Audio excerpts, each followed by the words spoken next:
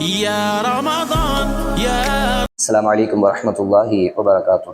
إن الحمد لله وحده الصلاة والسلام على من لا نبي بعد أما بعد. அன்பார்ந்த சகோதரர்களே, சகோதரிகளே, மாணவ மாணவிகளே, அல்லாஹு தாலா இந்த இடத்தில் நம்மை ஒன்று சேர்த்தது போல் நாளை மறுமையில் சொர்க்கத்தில் உயர்ந்த சொர்க்கமான ஜன்னத்துல் ஃபிர்தௌஸ் என்ற சொர்க்கத்தில் என்னையும் என்னுடைய குடும்பத்தார்களையும் உங்களையும் உங்களுடைய குடும்பத்தார்களையும் ஒன்று சேர்ப்பானாக என துவா செய்தவனாக இந்த உபதேசத்தை ஆரம்பம் செய்கின்றேன். மஅரிஃபத்துல்லாஹ், அல்லாஹுவை அறிந்து கொள்வோம் என்கின்ற தலைப்பில் ஒரு சில விஷயங்களை நாம் தொடர்ச்சியாக அறிந்து வருகின்றோம்.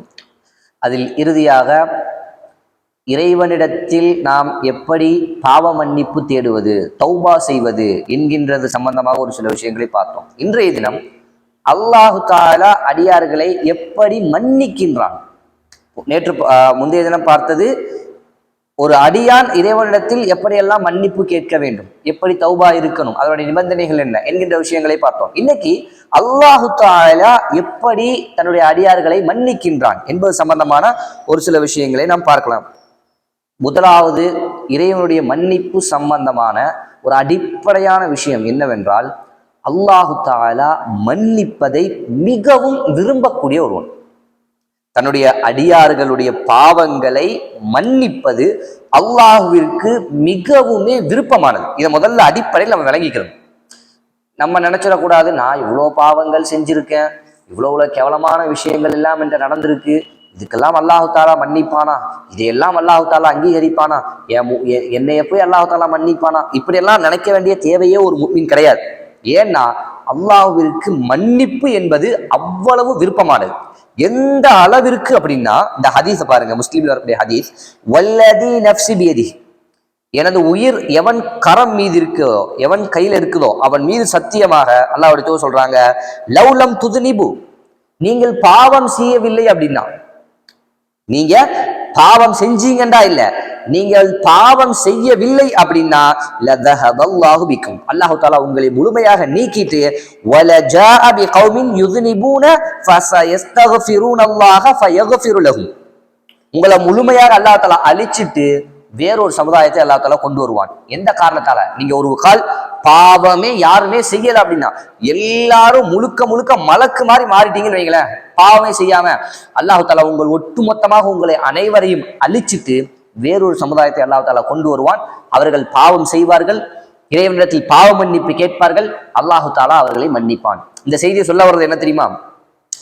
நம்ம பாவம் செய்யாட்டா அல்லாஹ் தஆலா அழிச்சிருவான் அப்படின்னு அல்ல, அதான் சொல்றது. ஆனா செய்தி அதல்ல. ஏன்னா இந்த மனித சமுதாயத்துல பாவம் செய்யாதவன் யாரும் கிடையாது, எல்லாரும் பாவம் செய்வார்கள். இந்த ஹதீஸ் நம்மளுக்கு விளங்கப்படுத்துறது, அல்லாஹு தஆலா பாவங்களை மன்னிப்பதற்கு நம்ம ஒரு வார்த்தை இறைவனிடத்துல, யா அல்லாஹ் என்னுடைய பாவங்களை மன்னிச்சிரு அப்படின்னு ஒரு வார்த்தை இறைவனிடத்துல கேட்டா, இறைவன் பாவங்களை மன்னிப்பதற்கு அவ்வளவு ஆசையாக இருக்கின்றான் என்கின்ற செய்தி தான் இங்க உணர்த்துவது. ரெண்டாவது என்ன புரிஞ்சுக்கலாம், நிறைய எவ்வளவு வேணா பாவம் செஞ்சுக்கலாம், இறைவன்கிட்ட கேட்டா மன்னிச்சிருவான் அப்படின்ற அந்த எண்ணம் இல்லை. ஆரம்பத்துல இந்த சிந்தனை வரக்கூடாது. இது எப்ப இந்த இறைவனுடைய இந்த பாவ மன்னிப்புல இவ்வளவு ஆதரவு வைக்கணும்னா, ஒரு பாவத்தை செஞ்சுட்டா செஞ்சதற்கு அப்புறம் இறைவனுடைய பாவ மன்னிப்பின் மீது இவ்வளவு ஆதரவு இருக்கணும். பாவத்தை செய்வதற்கு முன்னாடி இறைவனுடைய தண்டனை மீது பயம் இருக்கணும். இந்த ரெண்டும் இருக்கணும். பாவத்தை செய்வதற்கு முன்னால் இறைவனுடைய தண்டனையின் மீது முழுமையான பயம் இருக்கணும். பாவத்தை செஞ்சிட்டோம் அப்படின்னா, ஏற்பட்டுருச்சு, சைத்தானால என்கிட்ட வந்துருச்சு அப்படின்னா, இறைவனுடைய பாவ மன்னிப்பில் அவ்வளவு ஆதரவு இருக்கணும். சரிங்களா? ரெண்டையும் புரிஞ்சுக்கணும். பாவத்தை செஞ்சதுக்கு அப்புறம் தான் இதனுடைய மன்னிப்பின் மீது முழு ஆதரவு. செய்யறதுக்கு முன்னாடி ஆதரவு வச்சா என்ன ஆகும்? எல்லாம் செய்வோம், எதை வேணா செய்வோம், எல்லாம் மன்னிச்சிருவான். என்ன போட்டுக்கிட்டு எதுக்கு கஷ்டப்படணும், எதுக்கு சிரமப்படணும்? அல்லாஹ் தஆலா மன்னிச்சிடும், அல்லாஹ் தஆலா மன்னிக்க கூடியவன். இப்படி இதை பேசலாமா? இப்படி சொல்லக்கூடாது. அப்ப அல்லாஹ்வுடைய மன்னிப்புல எந்த இடத்துல இவ்வளவு விசாலமா அதை எடுத்துக்கணும்? பாவம் நடந்துருச்சு, இதுக்கப்புறம் அல்லாஹ் தஆலா என்னை மன்னிப்பானா என்று ஒரு சிந்தனை வரக்கூடிய அளவிற்கு பாவம் வந்துருச்சு அப்படின்னா, அங்கதான் அல்லாஹ்வுடைய இந்த மகுஃபிரத்தை யோசிச்சு பார்க்கணுமே தவிர, பாவங்கள் செய்வதற்கு முன்னால் நம்ம இப்ப இருக்கக்கூடிய நிலையில நம்மளுக்கு எது சிந்தனை அதிகமா இருக்கணும்? அல்லாஹ்வுடைய தண்டனை, அல்லாஹ்வுடைய தண்டனை. அல்லாஹ் தஆலா இன்னல்லாஹ ஷதீதுல் அஸாப், அல்லாஹ் தஆலா வேதனை செய்வதில் கடுமையானவன். அதுதான் சிந்தனையில இருக்கணும். நடந்துருச்சு அப்படிங்கும் போதுதான் அல்லாஹ் தஆலா மன்னிப்பதற்கு அவ்வளவு விரும்புறான். நீ பாவ மன்னிப்பு கேட்டா மட்டும் போதும் என்ற சிந்தனை அப்பதான் வரணும். சரிங்களா? அடுத்து பாருங்க, அல்லாஹ் தஆலா இந்த அளவுக்கு பாவங்களை மன்னிக்கிறான் அப்படிங்கிற சம்பந்தமான செய்திகள். அல்லாஹ் சொல்றாங்க, அல்லாஹு அஷத்த ஃபரஹன் பி தௌபதி அப்திஹி ஹீன யதூபு இலைஹி. அல்லாஹு தஆலா ஒரு அடியான் தன்னிடத்தில் பாவ மன்னிப்பு கேட்கும் போது அவ்வளவு அஷத் மிக கடுமையாக சந்தோஷப்படுறான். ஃபரஹன் ரொம்ப சந்தோஷப்படுறான் அல்லாஹ் தஆலா. எப்போ பாவமே செய்யாம ஒரு அடியான் அப்படியே இபாதத்திலேயே கழிச்சுக்கிட்டு இருப்பானே அவனுக்கு இல்ல, அவனை பார்த்து இறைவன் சந்தோஷப்படுவான். இங்க அல்லாஹ்வுடைய தூதர் சொல்றது பாவம் செஞ்சுட்டு அல்லாஹ்விடத்துல பாவ மன்னிப்பு கேட்பானே அந்த நேரத்துல இறைவன் அவ்வளவு சந்தோஷப்படுறான். மின் அஹதிக்கும் எந்த அளவுக்குன்னா கானா அலா ராஹிலத்திஹி பி அர்தி ஃபுலாத். உங்கள ஒரு அடியான் ஒரு பாலைவனத்துல போய்கிட்டு இருக்காரு, பிரயாணம் செஞ்சு போய்கிட்டு இருக்காரு. ஃபன்ஃபலதத் மின்ஹு வஅலைஹா துஆமுஹு வஷராபுஹு. அந்த தன்னுடைய பிரயாணத்தை அந்த வாகனத்தின் மேல ஒட்டகமோ குதிரையோ அதுக்கு மேலதான் தன்னுடைய உணவு குடிபானம் தன்னுடைய அந்த கட்டு சாதனங்கள் எல்லாம் அவர் வச்சிருக்காரு. அதெல்லாம் பிரயாணம் பண்ணி போய்கிட்டு இருக்காரு. فأيس منها فأتى شجرة فاضطجع في ظلها قد أيس من راحلته. அதாவது இப்படி போகும்போது ஒரு மரத்தை பார்க்கிறாரு. அந்த மரத்தினுடைய நிழல்ல கொஞ்சம் ஓய்வு எடுக்கலாம் அப்படின்னு ஒதுங்கி இந்த வாகனத்தை ஒரு ஓரத்துல நிறுத்திட்டு அவர் போய் அந்த இடத்துல கொஞ்சம் லேசா தூங்குறாரு. கொஞ்ச நேரத்துக்கு முழிச்சு எந்திரிச்சு பார்த்தா ஒட்டகத்தை காணோம், வந்தா வாகனத்தை காணோம், அதுல இருந்த உணவு குடிபானம் எதையும் காணோம், போயிருச்சு, எங்கேயோ போயிருச்சு. அவர் அந்த கவலையிலேயே அப்படியே உட்காந்துட்டு திரும்ப கண்ணா செஞ்சுட்டாரு. திரும்ப எந்திரிச்சு பார்த்தா ஒட்டகம் வந்துருச்சு.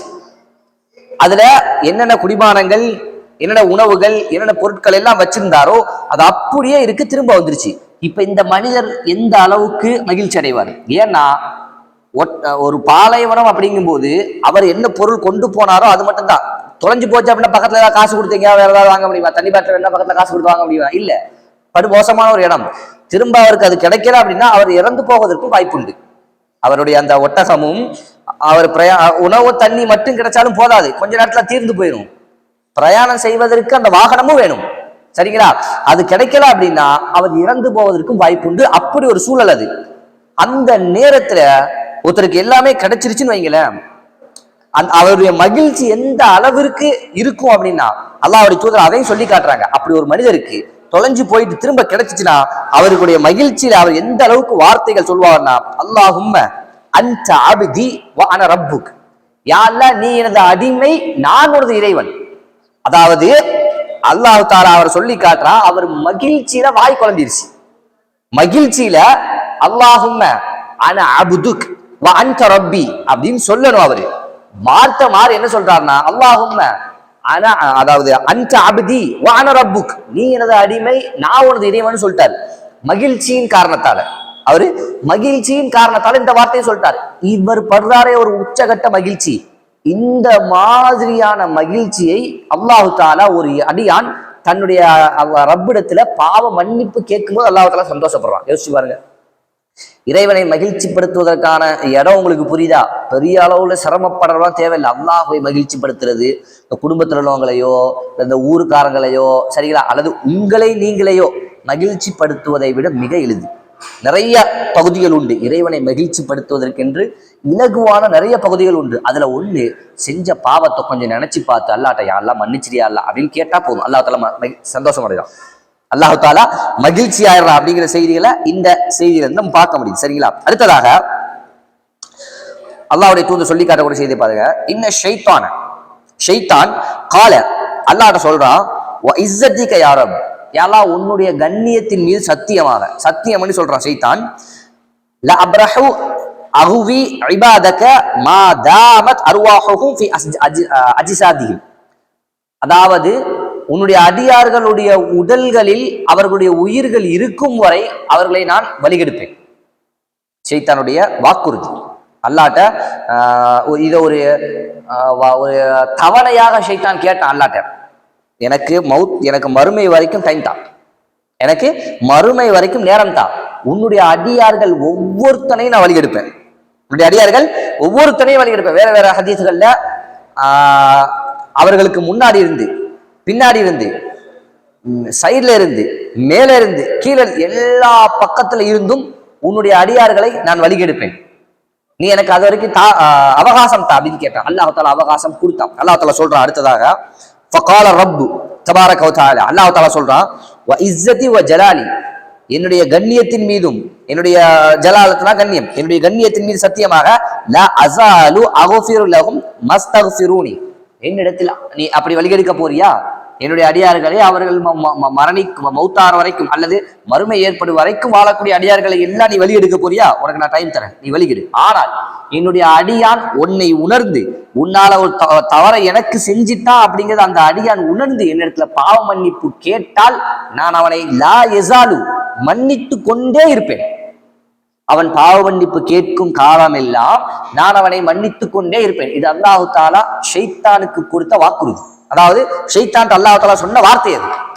பாவ மன்னிப்பு கேட்கும் காலம் எல்லாம் நான் அவனை மன்னித்து கொண்டே இருப்பேன் என்று அல்லாஹு தாலா சொல்லக்கூடிய செய்தியை இங்கு பாக்குறப்ப இந்த அளவிற்கு அல்லாஹு தாலா ஒரு அடியார் இங்க பாப்பது ஃபுல்லா என்ன தலைப்பு? அல்லாஹு தாலா எப்படி தன்னுடைய பாவ மன்னிப்பை அடியார்களுக்கு வழங்குகின்றான் அப்படிங்கிறதான். சரிங்களா? இப்ப இந்த அளவிற்கு அல்லாஹு தாலா பாவத்தை மன்னிக்க தயாராக இருக்கிறான். அப்ப இதோட நம்ம இதுக்கு முன்னாடி பார்த்த தலைப்பை யோசிச்சு பாருங்க.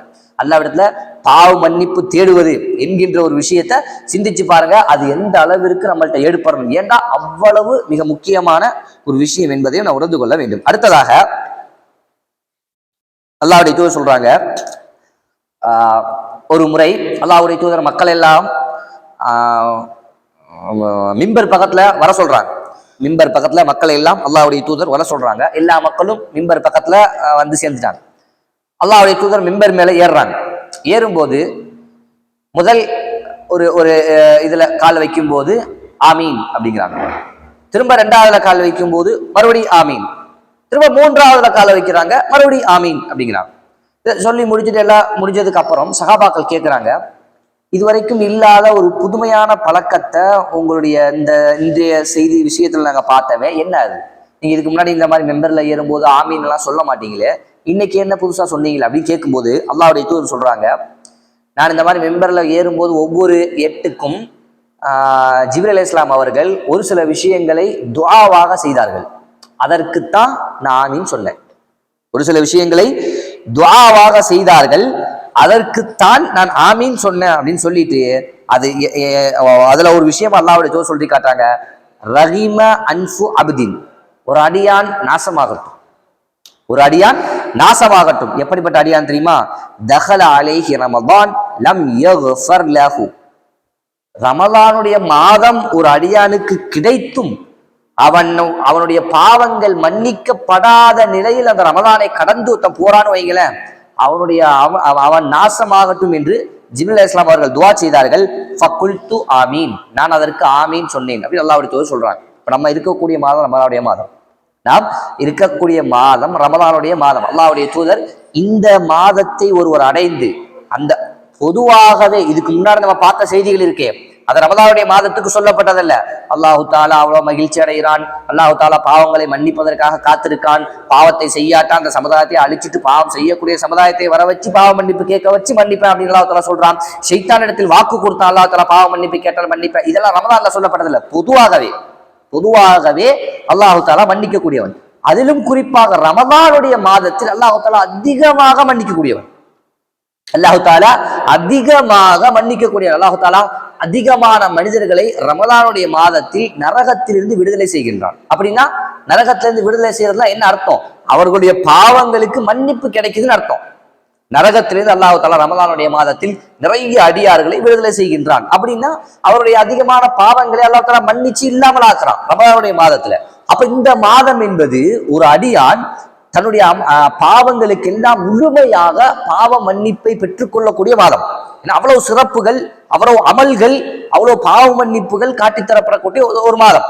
அப்படின்னா இந்த ஒரு மாதத்தை ஒரு அடியான் அடைந்தும் அவனுடைய பாவங்களுக்காக இறைவனிடத்துல பாவ மன்னிப்பு கேட்டு அவனுடைய பாவங்கள் மன்னிக்கப்படாத நிலையில் இந்த ரமலானை ஒருவன் கழிப்பானே ஆனால் அவன் நாசமாகட்டும் அப்படின்னு அல்லாஹ் ஜிப்ரீல் அலைஹிஸ்ஸலாம் சொல்ல அல்லாஹ்வுடைய தூதர் ஆமீன் சொல்கிறார்கள் அப்படிங்கிற செய்தி நம்ம பார்க்கிறோம். அப்ப இந்த அளவிற்கு அப்ப நம்ம இருக்கக்கூடிய இந்த மாதம் அதிகமாக பாவ மன்னிப்பு தேட வேண்டியது, அதிகமாக நம்ம இறுதி நாளுக்கு வந்துட்டோம்.